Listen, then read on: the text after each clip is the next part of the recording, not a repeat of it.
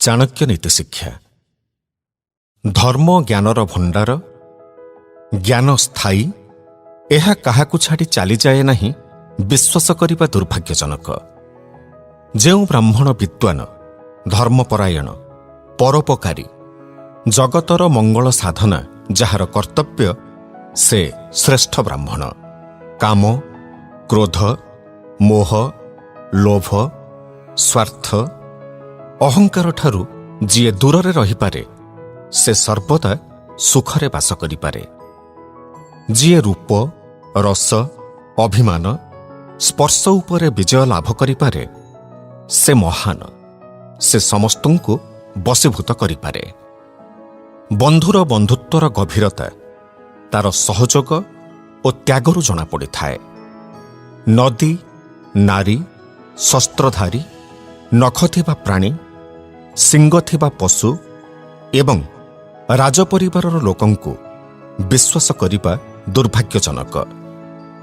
ସନ୍ତାନକୁ 5 ବର୍ଷ ଯାଏ ଲାଳନ ପାଳନ କରିବ, 10 ବର୍ଷ ଯାଏ ଆକଟରେ ରଖିବ, 16 ବର୍ଷ ହେବା ପରେ ପୁଅକୁ ମିତ୍ର ପରି ଜ୍ଞାନ କରିବ। ସବୁ ପାହାଡ଼ ଭିତରେ ମଣି ନଥାଇପାରେ, ସବୁ ହାତୀଙ୍କ ମସ୍ତକରେ ମୁକ୍ତା ମିଳେ ନାହିଁ, ସବୁ ସ୍ଥାନରେ ଭଲ ମଣିଷ ମିଳନ୍ତି ନାହିଁ, ସବୁ ଗଛ ଚନ୍ଦନ ଗଛ ନୁହନ୍ତି। 2 ଜଣ ଏକା ସାଥିରେ ପଡ଼ିବା ଦୁହିଁଙ୍କ ପାଇଁ ହିତ। ଦୁହିଁଙ୍କ ମଧ୍ୟରେ ପ୍ରତିଯୋଗିତା ମନୋଭାବ ଆସେ।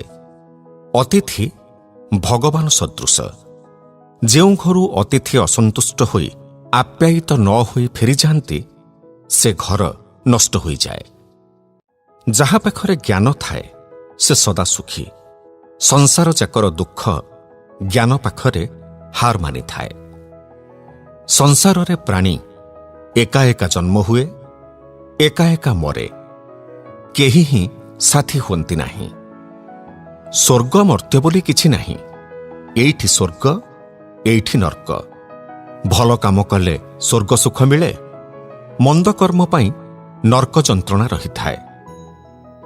ବିଜ୍ଞ ଦୂରଦର୍ଶୀ ପିତାମାତା ନିଜ ସନ୍ତାନକୁ ଉପଯୁକ୍ତ ଶିକ୍ଷା ପ୍ରଦାନ କରିବା ଆବଶ୍ୟକ। ଉତ୍ତମ ଶିକ୍ଷା ସନ୍ତାନକୁ ଉଚିତ ମାର୍ଗ ପ୍ରଦର୍ଶନ କରିଥାଏ। ପୁରୁଷର 4 ବଡ଼ ଶତ୍ରୁ ଏହି 4 ଜଣ। ଏମାନଙ୍କ ଦ୍ୱାରା ବିପଦ ନିଶ୍ଚିତ ଆସିବ।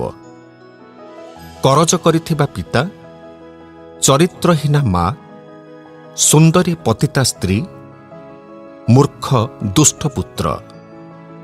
ସ୍ତ୍ରୀ, ପୁତ୍ର ଓ କନ୍ୟାଙ୍କୁ କଟୁ କଥା କହିବ ନାହିଁ।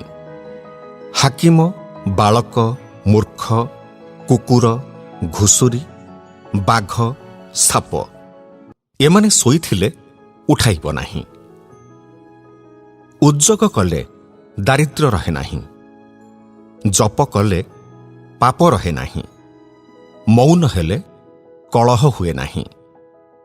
ଜାଗ୍ରତ ଥିବା ଯାଏ ଭୟ ଆସେ ନାହିଁ। କ୍ରୋଧୀ ଲୋକଠାରେ ନ୍ୟାୟ ନଥାଏ।